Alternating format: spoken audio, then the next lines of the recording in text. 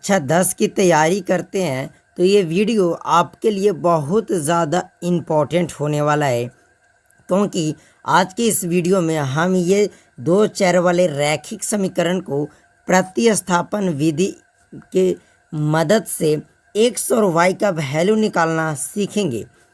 इसमें जो आपको एक्स और वाई दिख रहा है, इसका वैल्यू हम इस प्रतिस्थापन विधि द्वारा निकालना सीखेंगे। एक वीडियो में मैं आप सभी को विलोपन विधि द्वारा इस ऐसे दो चर वाले रैखिक समीकरण को सोल्व करना सिखाया था। आज नोट कर लीजिए कि प्रतिस्थापन विधि को हम सीखेंगे। तो देखिए, इस तरीक़ा से आपको दो चर वाले रैखिक दो समीकरण दे दिए जाएंगे। अब इसको आपको बनाने से पहले मैं कुछ बेसिक चीज़ बताऊंगा जो आपको पता होगा कि मैं कभी भी किसी भी टॉपिक को पढ़ाता हूं, उसके लिए उसके पहले बेसिक चीज़ें मैं आपको समझाता हूं।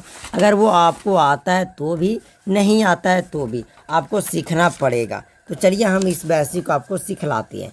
तो पहले ध्यान से समझिएगा। पहले हम कुछ रूल और नियम आपको बताएंगे। ये आपको क्या दिख रहा है, बोलिएगा कि प्लस। अगर प्लस को कभी भी आप दो बराबर के दूसरे तरफ लेकर जाइएगा तो ये माइनस में बदल जाएगा। अगर इस माइनस को बराबर के दूसरे तरफ लेकर जाइएगा या प्लस में बदलेगा। ये बात आपको याद होनी चाहिए। अगर आपके पास गुना है तो ये बराबर में जाकर आपको भाग में बदलेगा। अगर ये भाग है तो आपको जाकर गुना में बदलेगा। ये चीज़ें आपको आना चाहिए। अब जैसे यहाँ पे 2 लिखा हुआ है, इसके साथ कोई भी ABCD का अक्षर, जैसे हम इसमें कर दे x। अब इसका मतलब होता है, इसका मतलब 2 ये गुना में x के साथ है, यानी इसका मतलब ये होता है कि बीच में गुना है। अगर कोई भी चिन्ह आपको नहीं दिख रहा है तब। अब जैसे हम सिर्फ कर दे 5, तो इसका मतलब कि ये जो 5 है ये आपका प्लस में 5 लिखा हुआ है। इतने चीज़ों को सीख गए। जैसे हम कर दे कि 4/2 बराबर 3, मतलब कि ये 3, इसको बराबर के दूसरे तरफ लेकर जाइएगा तो ये आप भाग में है तो उधर जाकर गुना हो जाएगा, यानी 3 दूना का 6। आपको इस तरीक़ा से चीज़ों को समझना है, ठीक है। इतना चीज़ मैं आपको समझाया कि आपको समझ में आ गया। प्लस बराबर के दूसरे तरफ माइनस में, माइनस प्लस में, गुना भाग में और भाग गुना में। देखिए इस तरीके के जो रहते हैं वो गुना में, तो गुना में इसको बराबर के दूसरे तरफ लेकर जाएंगे तो भाग में। अब आइए प्रश्न कैसे बनाया जाता है, बहुत अच्छे तरीक़ा से आपको समझाता हूँ। तो सिर्फ मैं आपको थोड़ा सा बता दूँ कि अगर आप कक्षा 10 में है ना, तो इस टाइप के दो चर वाले रैखिक समीकरण दे देगा, और जो आपके पास 4 मेथड होते हैं, कोई एक न एक मेथड से चिपका देगा कि आप विलोपन विधि, प्रतिस्थापन, वज्र गुणज, ये सब विधि से सोल्व कीजिए। और ये आपको लगभग अच्छे नंबर में पूछे जाती हैं। मेरे हिसाब से ये 5 नंबर में, 5 नंबर नहीं, ये 3 नंबर में ज़रूर पूछे जाते हैं। जैसे अगर आप बिहार बोर्ड में हैं तो 3 नंबर के पूछे जाएंगे, और अगर आप अदर बोर्ड में है तो कोई कोई में 5 नंबर के पूछे जाते हैं। यानी कि ये जो डिपेंड करता है वो आपके बोर्ड के ऊपर डिपेंड करता है कि वो कितने नंबर का पूछता है। तो आइए कैसे बनाएंगे प्रतिस्थापन विधि।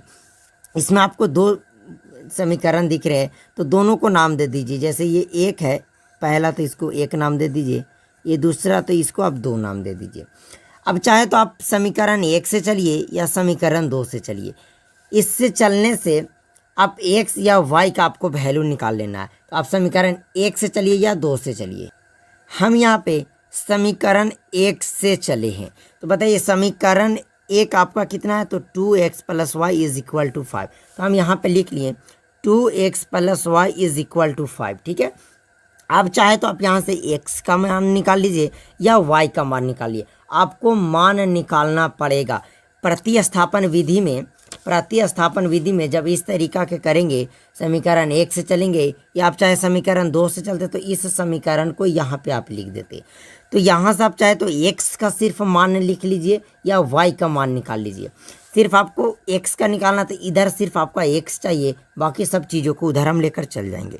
तो 2x बराबर 5। बताइए y इधर प्लस में है, दूसरे तरफ जाकर किस चीज़ में बदलेगा, माइनस में। मैं आपको बताया ना कि प्लस बदलता है माइनस में। अब 2x इधर गुना में है, तो 2 गुना में उधर जाएगा भाग में। तो फाइनली जो x बराबर आपका बचेगा 5 - y/2 बचेगा। यहाँ से आपका x का मान कितना आ गया वो ध्यान दीजिएगा, 5 - y/2। अब इसको समीकरण 3 मान लीजिए। क्या x का मान आ गया 5 - y/2। अब इस x का मान आपको समीकरण 2 में रखना है। अगर आप समीकरण 2 से चलते तो यहाँ अगर x का मान आता तो आपको समीकरण 1 में रखना पड़ता।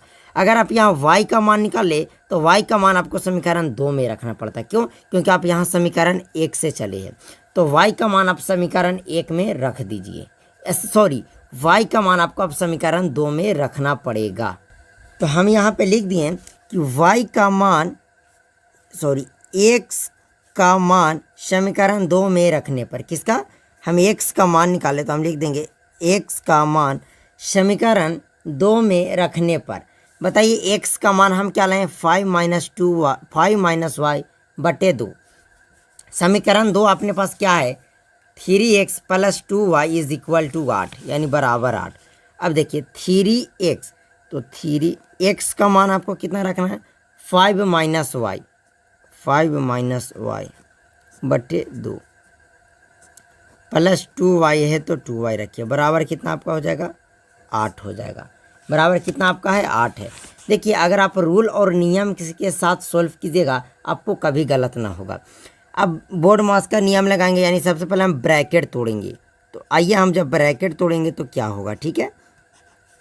तो 3 को 5 से गुना करेंगे, 3 5 15 प्लस, देखिए ये 3 किस चीज़ में है? प्लस में, और ये y माइनस में, तो प्लस माइनस माइनस हो जाएगा। 3 को y से गुना करेंगे 3y हो जाएगा, और बट्टा 2 है तो बट्टा 2 हो जाएगा, प्लस 2y बराबर क्या है मेरे दोस्त? 8 हो जाएगा। अब इसके बट्टे में कुछ ना, तो हम 1 तो लिख सकते हैं ना, उसके बट्टे में कुछ नहीं है। तो अब यहाँ से 2 और 1 का एलसीएम कितना हो जाएगा मेरे दोस्त? तो बोलिएगा 2 हो जाएगा। अब 2 को 1 काटेगा एक बार में, यानी कि हम इसको ज्यों का त्यों लिख देंगे, 15 माइनस 3y, प्लस है तो प्लस। 1 को 2 बार में काटेगा, और 2 को 2 से गुना करेंगे 4y है तो y हो जाएगा, बराबर 8। अब देखिए ये भाग में उधर जाएगा तो गुना में चला जाएगा, तो 8 दूना 16 हो जाएगा। अब देखिए बचेगा 15 माइनस 3y प्लस 4y बराबर 2 को जब उधर लेकर जाएंगे, भाग में है इधर 2, जाकर गुना में 8 दूना का आपका 16 हो जाएगा, ठीक है? अब ध्यान से आपको समझना है। अब देखिए 4y प्लस में 3y माइनस में, इसको घटाएंगे तो सिर्फ 1y बचेगा, यानी y बचेगा, बराबर 16। ये 15 इधर प्लस में है, इधर जाकर आपका माइनस में हो जाएगा, यानी y बराबर जो आपका हो जाएगा 16 में से 15 जाएगा, वो आपका 1 बचेगा। y का मान कितना आ गया मेरे दोस्त? 1। अब आपको क्या करना है? थोड़ा आपको ध्यान से समझना है, थोड़ा सा वेट करना है, कैसे x का मान निकालेंगे। अब y का मान आपका 1 आ गया। इस y का मान अब चाहे तो समीकरण 1 में रख दीजिए, 2 में रख दीजिए, चाहे आपको लगता है कि एकदम इजी मेरा x का मान आ जाए तो समीकरण 3 में रख दीजिए।